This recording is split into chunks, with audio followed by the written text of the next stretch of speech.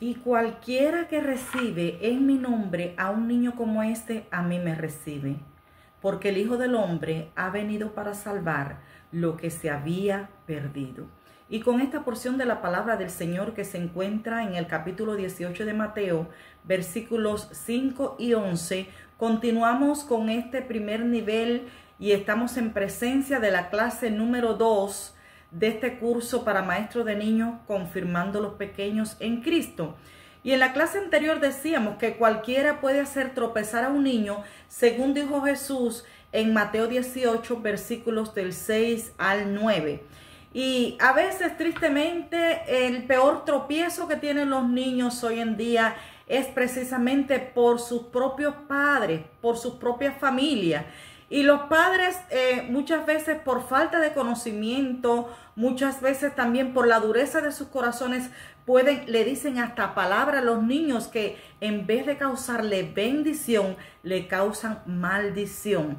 Así como dice Santiago 3:10, de una misma boca proceden bendición y maldición. Mis amados hermanos, y tristemente hoy en día estamos viendo eso por parte de los padres. Y son los padres que muchas veces maldicen a sus hijos con palabras ofensivas como ya tú no sirves para nada, tú vas a ser un fracasado, tú eres una persona indeseable. Y muchas veces literalmente le dicen con palabras tan tristes, tú eres maldito. Tristemente, mis amados hermanos, hoy en día los padres están maldiciendo a los niños con sus propios labios. Qué triste, mis amados hermanos. Y los niños crecen con estas maldiciones. A veces los padres lo hacen por la ignorancia que hay en sus corazones, a veces por la dureza que hay en sus corazones, pero finalmente los niños cargan con sus consecuencias y en el futuro también tienen esos desastres en su vida. Y por otra parte, mis amados hermanos, como decíamos en el primer nivel, en la primera lección, mejor dicho, muchos padres le hacen pacto a sus hijos aún desde que están en el vientre de su madre, y por causa de ellos también los hijos no son bendecidos, como decíamos en la primera lección. ¿Por qué? Porque los padres mismos le hacen pactos con el enemigo. Ya en la clase anterior hablábamos de pactos, de cómo los niños, aún sin saber caminar, los visten de blanco, los llevan al espiritista, los llenan de collares, de manillitas en las manos, collares en el cuello, y tantos pactos, mis amados hermanos, los llenan de promesas. Mis amados hermanos, y tristemente los niños comienzan a tener una vida un poco fracasada. ¿Y sabes por qué, mis amados hermanos? Porque de un pacto puede salir una persona con malas costumbres que lo lleven a la cárcel. Puede salir un drogadicto, un futuro drogadicto, un futuro alcohólico puede salir de un pacto también desde que son niños, mis amados hermanos. De un pacto también puede salir una persona enferma continuamente. Puede salir una persona fracasada en muchas áreas de la vida. Conocimos una persona que había tenido muchos accidentes, muchos problemas, y en el momento que lo conocimos decía que tenía cáncer en ese momento también, y esa persona había quedado un poco como desfigurada por los accidentes y los trastornos que había tenido. Y finalmente, cuando veíamos en su interior, en su hogar, tenía pactos, tenía sus manillitas en las manos, y le decíamos, es por eso que tú tienes, decía ella, desde que tenía 9 años, ella tenía ese pacto con uno de los ídolos. Y yo le decía, pero por eso te ha pasado tantas cosas. Y decía ella que no, por nada del mundo ella podía dejar lo que sus padres le habían enseñado desde que era niño. Y es que de un pacto puede salir también una persona enferma continuamente, una persona fracasada en algunas áreas de su vida. Y de un pacto puede salir también una persona que practique la ideología de género. Y por mucho que estas personas dicen que son felices, por mucho que una persona que vive en la cárcel, en la prisión, muchas veces muestra ser muy felices con su modo de ser, su modo de pensar, su modo de hacer travesías, por mucho que un alcohólico, un drogadicta demuestre ser feliz, por mucho que una persona que esté enferma demuestre ser muy feliz con su idolatría, con su pacto, por mucho que una persona que practique la diversidad de género también demuestre ser muy feliz, mis amados hermanos, tristemente no lo son. No lo son. Están llenos de traumas, de trastorno. Y ¿sabe por qué, mis amados hermanos? Porque es el enemigo que lo ha estado persiguiendo. Como decíamos en la primera clase de este primer nivel, es el enemigo que está interesado, y desde el mismo momento que los padres le hacen ese pacto con el enemigo, es el enemigo que empieza a tomar el control y el dominio de sus vidas, y es quien los persigue y le pone a esas personas que los hacen hacer tratadas y le presenta tantas cosas que finalmente sus vidas se convierten en un fracaso. El enemigo principalmente está muy interesado en la moral de la persona. ¿Sabes por qué, mi amado hermano? Porque la meta del cristiano es llegar a ser santo. Por eso está tan interesado en la moral. Por eso es que esas personas paran en la cárcel, en tantas cosas malas, mis amados hermanos. Y cuando niños abusan de ellos y cuántas cosas malas paran. ¿Por qué?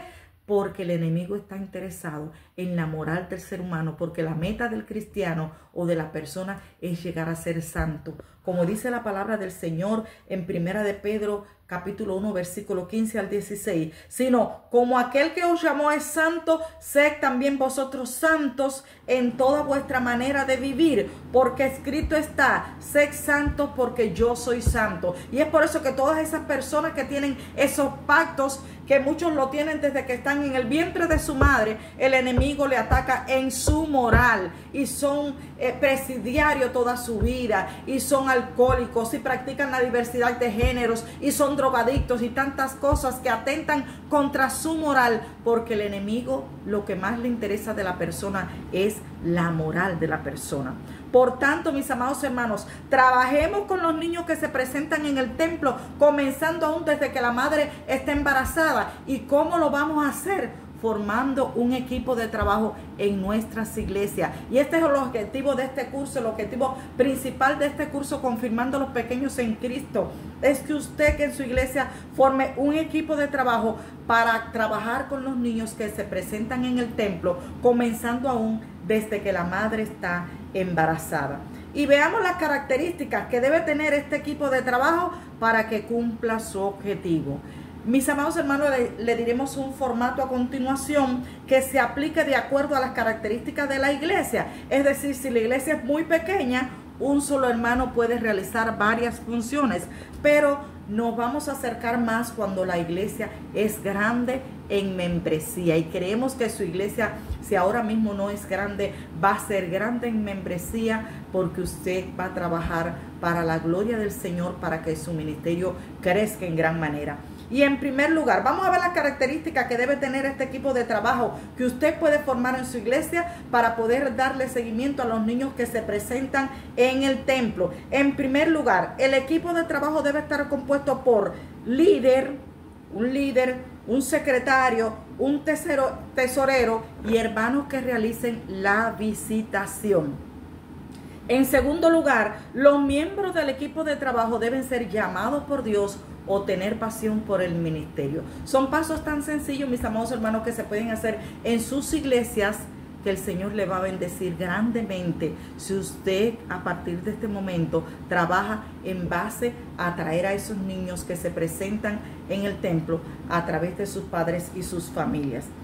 Y expliquemos cada uno de estos aspectos, de estos detalles que debe tener el equipo de trabajo para que cumpla su objetivo. Vamos a ver, decíamos que el equipo debe estar compuesto por el líder, secretario, tesorero y hermanos que realicen la visita a los hogares. Veamos las funciones que tiene el líder. El líder es aquel hermano que va a estar al frente del grupo, por supuesto. Y es el hermano que va a tener el control de todo lo que se va a hacer en el grupo. Y como líder va a tener un día de reunión con su equipo en la semana. En ese día de reunión con el equipo de trabajo durante la semana, mis amados hermanos, puede decidir un día de la semana, cualquier día de la semana, para tener su reunión con su equipo, pero esa reunión se va a convertir en un culto de oración y estudio de la palabra, pero también se va a convertir en un lugar donde usted va a debatir los problemas que se han presentado en los hogares a medida que los hermanos están haciendo las visitas.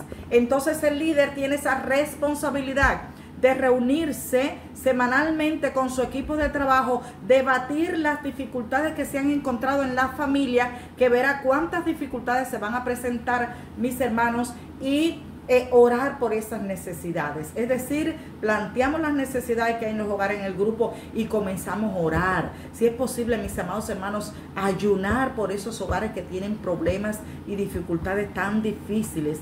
Por tanto, el culto en la semana donde usted se reúna con su equipo de trabajo no debe faltar. Allí va a orar por la familia, va a orar por el equipo de trabajo, va a tener un tiempo de meditación en la palabra del Señor y va a organizar las actividades que usted como líder puede realizar con los equipos su equipo de trabajo, a favor de que su equipo y usted le dé seguimiento a los niños que se presentan en el templo a través de sus padres y sus familias, comenzando aún desde que la madre está embarazada.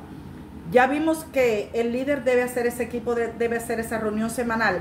También el líder debe visitar y velar por el cumplimiento de la visitación de los niños, por supuesto. Pero además también el líder debe programar y realizar en su iglesia, en conjunto con su pastor, cultos evangelísticos especiales con las madres y las familias de los niños que se presenten en el templo. Y si en este momento tiene alguna embarazada con quien está tratando, para lograr que presente su niño en la iglesia, puede invitarla a ese culto que usted va a programar durante el año. Puede ser una vez al año, 2 veces al año, pero debe programar un culto donde usted pueda confraternizar con esas familias, un culto especial. Amén. Ese culto debe hacerlo en conjunto con su pastor, que es quien tiene el programa de la iglesia del año. Amén. Usted puede hacer un culto, lo mismo puede hacerle una semana antes del Día de las Madres o una semana después, porque se supone que el Día de las Madres la pasan con su familia, en su casa. Entonces usted puede programar un culto especial donde los niños principalmente sean los que dirijan, un culto donde usted pueda presentarle una dramatización, una obra de teatro, una poesía, un coro de niños, un cántico especial. Usted va a preparar ese culto, puede ser un domingo antes de las Madres o un domingo después, pero que sea con vista a estimular, a invitar y a exaltar el nombre de Dios con esas familias de esos niños que presentan la madre en el templo. Puede ser con vista al Día de las Madres, pero puede ser también en las vacaciones, al principio de las vacaciones, cuando todo el mundo está preparando para salir de viaje. Usted no sabe cuántas cosas se le pueden presentar a las madres, a los niños en esas vacaciones, cuando visitan otras familias, otras tierras, otros hogares, cuántas influencias se les presentan. Por tanto, sería sabio preparar un culto con las familias de los niños que se presentan en el templo cuando comienza su etapa de vacaciones. Y el culto también va a ser especial, principalmente evangelístico, mi hermano. No puede faltar la evangelización en ese culto, un llamado al final de culto para que las madres acepten a Cristo como su Salvador personal, porque ese es el objetivo del culto que usted está preparando para ella. Por otra parte, esta es la idea más significativa, esta es la idea más efectiva que usted puede hacer para que las madres se conviertan a Cristo y las familias de los niños que se presentan en la iglesia. Pero también usted lo puede hacer para un fin de año, en esa época de Navidad, que aunque muchas iglesias no la celebran porque realmente es una tradición, porque realmente no se sabe la fecha que Cristo nació, o por tantas cosas, muchas denominaciones no la celebran, pero el mundo sí tiene presente y recuerda que en diciembre se celebra la fecha de Navidad, el cumpleaños de Jesucristo. Por tanto, sería una excelente idea preparar un culto con las madres que presentan sus niños en la iglesia y con aquellas madres embarazadas que usted está siguiendo. Es muy importante prepararlo en la fecha de Navidad.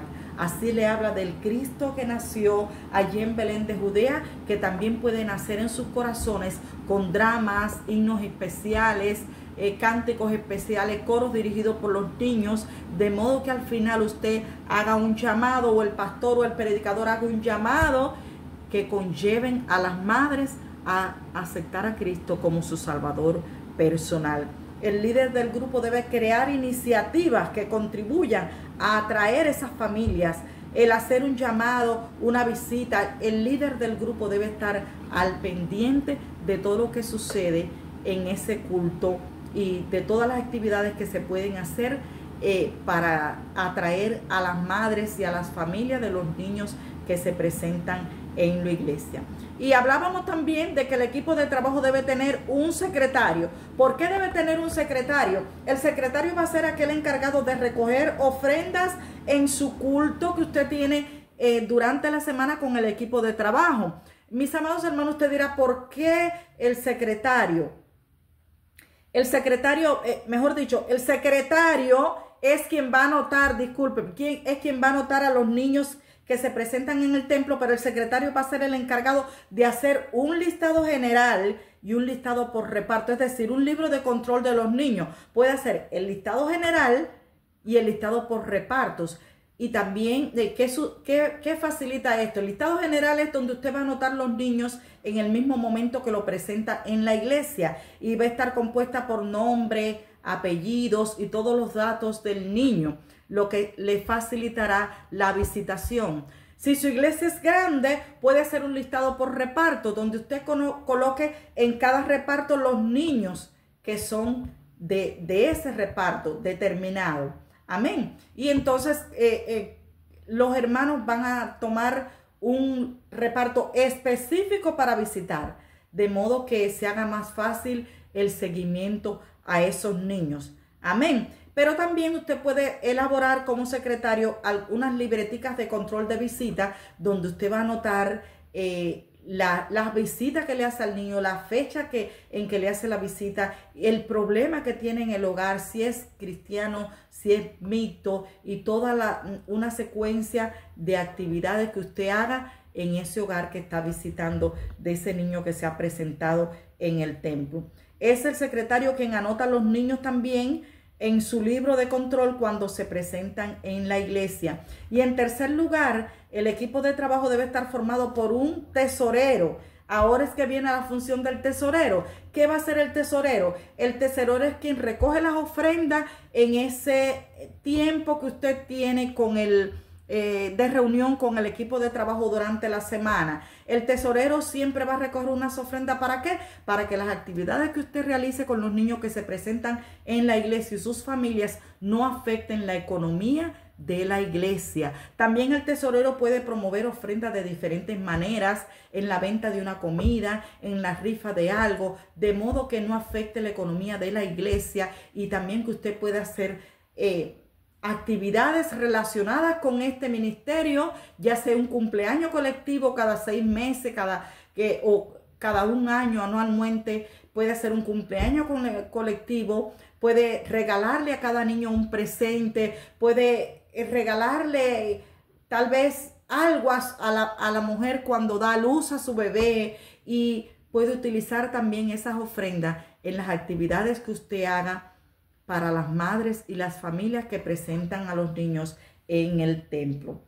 Por otra parte, el equipo de trabajo también debe estar formado por hermanos que realizan la visitación.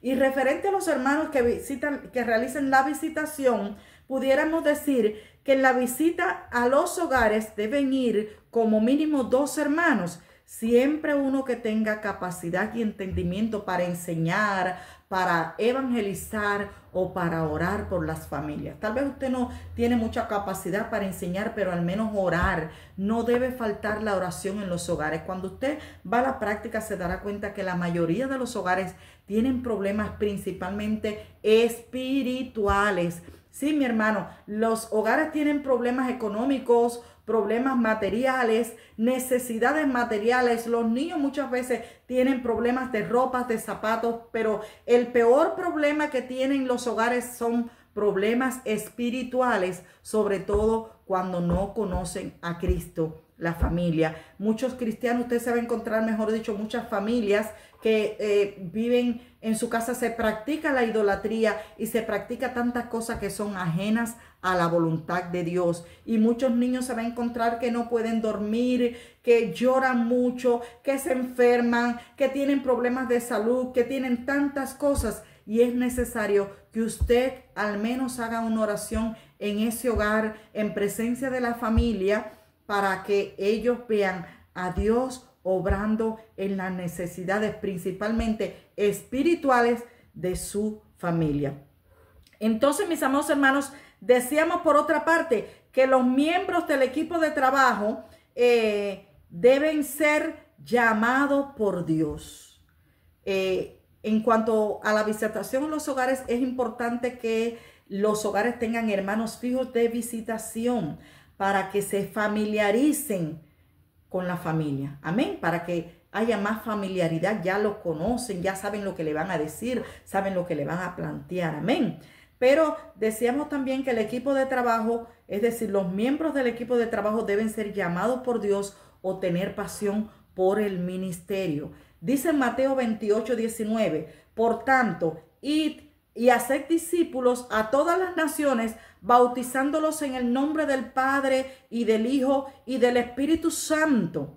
Amén. Es decir, todos somos llamados a predicar el evangelio, pero cuando se trata de un ministerio específico, es necesario tener un encuentro especial con Dios donde Él le confirme su llamado. Y muchas veces vemos en las iglesias hermanos que están ansiosos por saber cuál es el llamado que Dios tiene, en qué ministerio es que Dios quiere que usted trabaje.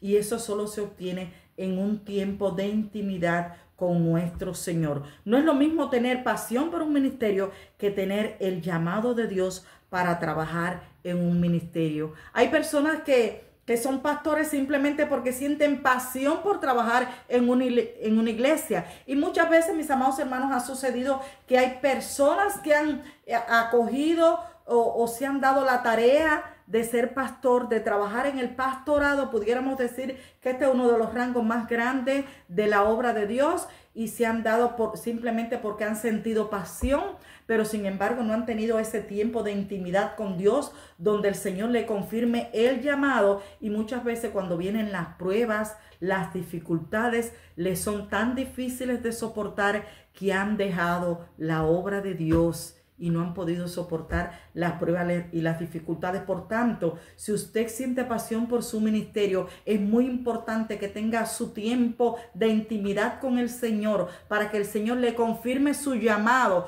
Y ahí es donde el Señor le va a preparar para presentar tantas pruebas y tantas dificultades que se presentan en el ministerio, en la obra del Señor. La Biblia nos habla de personas que recibieron el llamado de Dios. Cuando Dios te llama, al mismo tiempo te da la capacidad para soportar cuantas pruebas y dificultades se presenten en el ministerio. El llamado de Dios solamente se recibe en un tiempo de comunión íntima con Él.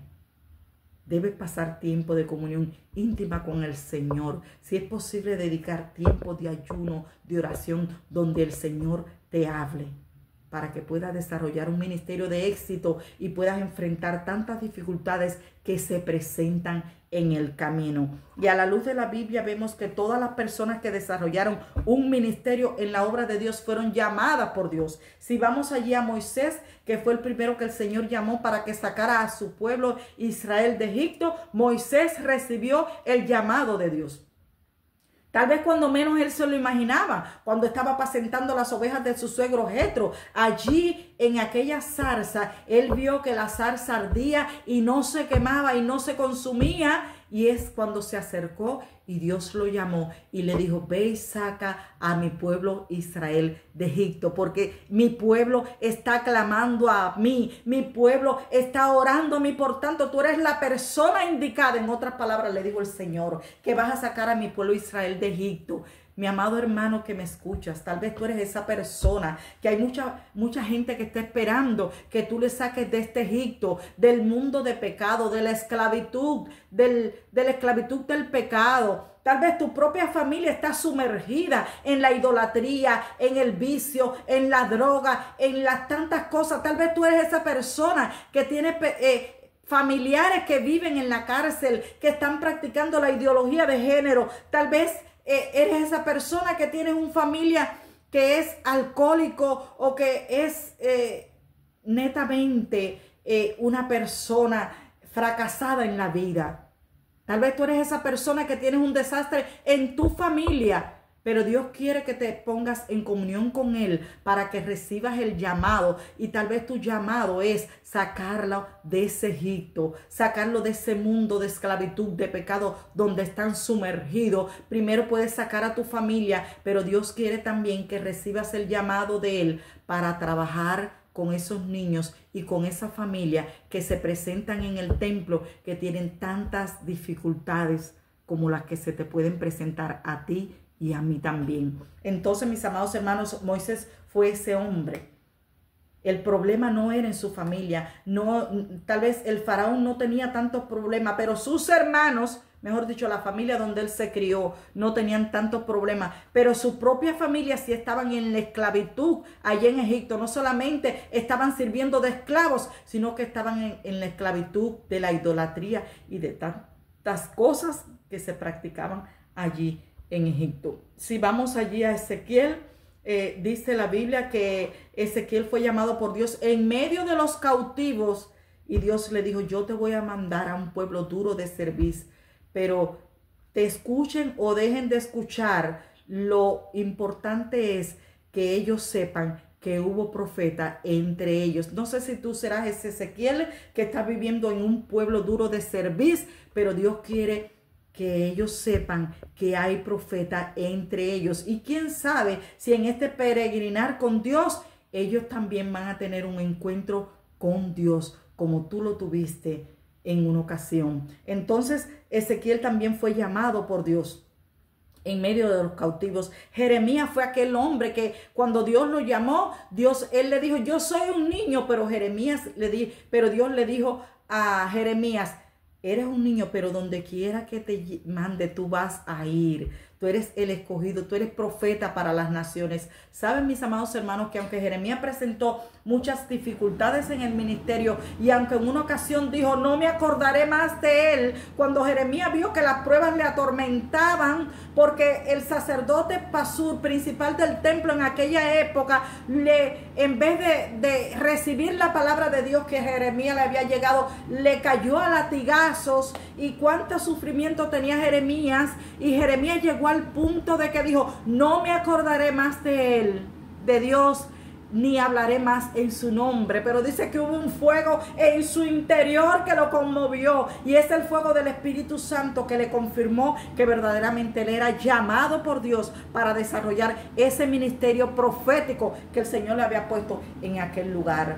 Por tanto, mi amado hermano, tú puedes ser ese Jeremías, tal vez, que está en medio de esta situación tan difícil, en un hogar, en un pueblo, en una nación tan difícil, y Dios quiere hacerte el llamado. Dios quiere que te pongas en comunión con Dios para hacerte el llamado, para que puedas soportar esas pruebas tan difíciles que vienen a tu vida, que pueden venir a tu vida cuando estás desarrollando un ministerio en la obra de Dios. Y si seguimos mencionando, nos damos cuenta en el Nuevo Testamento como Pedro también tuvo sus dificultades.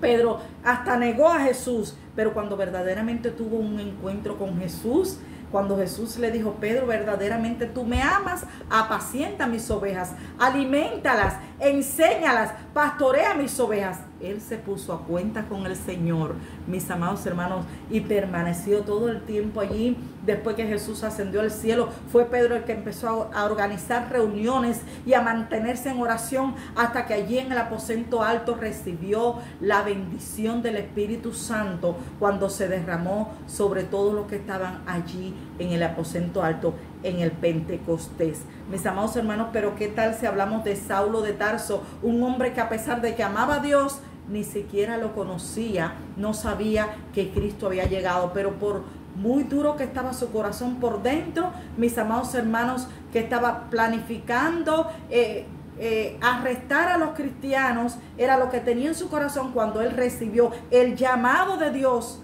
fue cuando pudo hacer la obra tan excelente que pudo hacer para la gloria del Señor en el Evangelio. Pero también esto fue lo que le ayudó a soportar tantas pruebas difíciles que se le presentaron en el ministerio como apóstol. Por tanto, mis amados hermanos, es necesario que el líder del ministerio principalmente, y los hermanos que desempeñan el trabajo, no te conformes con tener pasión por el ministerio. Busca el llamado de Dios. Busca que el Señor te confirme en el ministerio que Él quiere que tú trabajes. Eso solo se puede lograr con un tiempo de intimidad con el Señor. No te conformes con tener pasión, porque pueda que se te presenten problemas en el camino, dificultades, pruebas, y no la puedas soportar y tengas que dejar el ministerio a mitad, como muchos lo han dejado. Confórmate con recibir esa presencia del Señor, ese llamado que solamente Dios te puede hacer en un tiempo de comunión íntima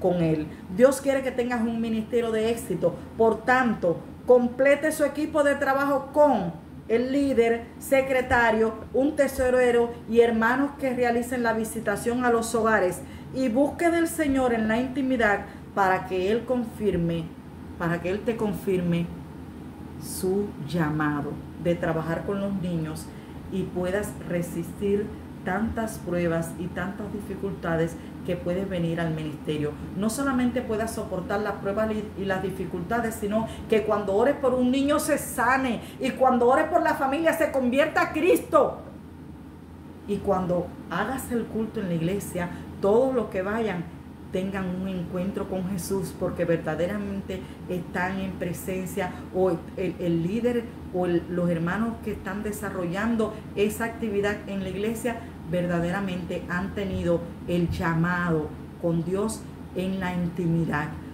Verdaderamente han tenido un encuentro con nuestro Señor. Que el Señor te bendiga y puedas tener un ministerio de éxito, porque verdaderamente pueda formar un equipo de trabajo con las características de ese equipo que Dios quiere que tenga ese equipo de trabajo. Que el Señor te bendiga.